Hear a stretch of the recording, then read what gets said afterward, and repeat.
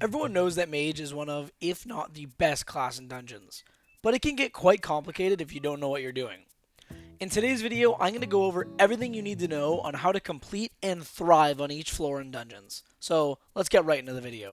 When you first start off in floor 1, you're going to want to use Wise Dragon Armor, which will set you back about 5 million coins. You want to make sure the armor is not starred, as you won't be able to use it until Catacomb level 18. However, you want to make sure it's reforged. The best reforges are necrotic on all of your gear, but very wise will be fine if you don't have the money. For the pet, you want to use an epic or legendary sheep pet. The epic is 2 million and the legendary is 11 million.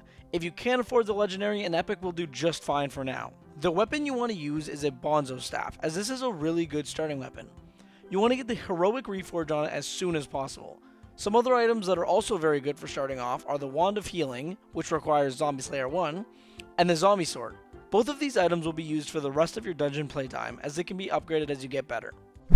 Before moving on to floor 2, I recommend getting Catacombs 10.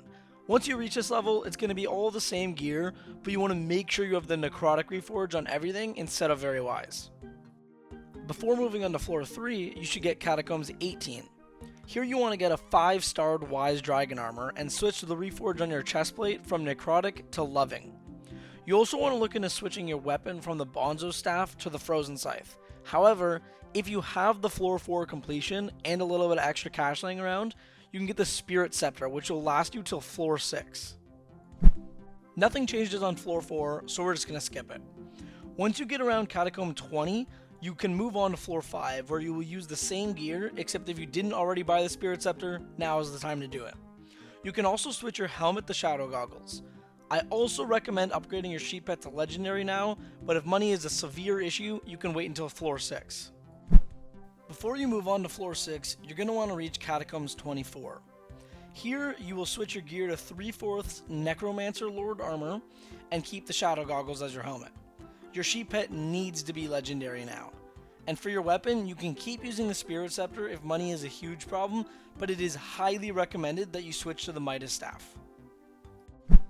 Finally, when you reach between Catacombs 28 and 30, you can move up to floor 7, where you will need a lot of money. You want to switch your gear to 3/4 Storm with Wither Goggles and a Hyperion as your weapon.